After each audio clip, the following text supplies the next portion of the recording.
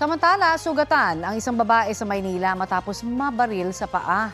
Hinala ng isang kapitbahay, ang nagpaputok ng baril ay ang mismong kuya ng biktima na mahilig daw mamaril ng daga. Balitang hatid ni Jomer Apresto. Tumatakbo ang tatlong lalaking yan habang buhat-buhat ng isa sa kanila ang isang babae sa barangay 867 sa Pandacan, Maynila mag-aalas 6:30 kagabi. Ang babae isusugod sa ospital matapos mabaril sa kanyang kaliwang paa ayon sa barangay. Inakala pa raw noong una na ligaw na balang tumama sa biktima. Pero sa pangatlong balik ng mga pulis, 2 baril umano ang narecover sa bahay mismo ng biktima. Isang airsoft at isang caliber 45. Sa kuha ng CCTV, may kita pang isang pulis habang may bitbit na plastic kung saan nakalagay ang mga baril. Ayon sa barangay, tinitignan nila kung kamag-anak ng babae ang nakabaril sa kanya. Wala akong idea kung sino eh. Kuya ata or basta kamag-anak eh.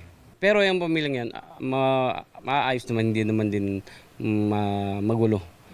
Ayon naman sa isang residente, kuya mismo ng biktima ang aksidenteng nakabaril sa kanya. Mamaril daw talaga ng daga yun. So, gabi-gabi ata. Ganun ang nangyayari. Pagka uwi na daw ng bahay, so parang pahinga, namaril daw yata ng daga. Tapos hindi sinasadya na tama niya ata yung kapatid. Base naman sa salaysay ng babae sa mga pulis, katatapos lang niyang maglaban noon at kumakain na siya ng hapunan nang bigla siyang makarinig ng putok ng baril. Bigla raw siyang natumba, doon niya na napansin na dumudugo na ang kanyang paa. Patuloy ang investigasyon ng Pandacan Police Station. Inaalam din nila kung lisensyado ba ang baril na ginamit ng lalaki. Sa oras na mapatunayan na iligal, posibleng maharap sa patong-patong na reklamo ang lalaki. Sinubukan namin makipag-ugnayan sa pamilya ng biktima pero tumanggi na silang sumagot sa tanong kung sino ang nakabaril sa kanya. Jomer Apresto nagbabalita para sa GMA Integrated News.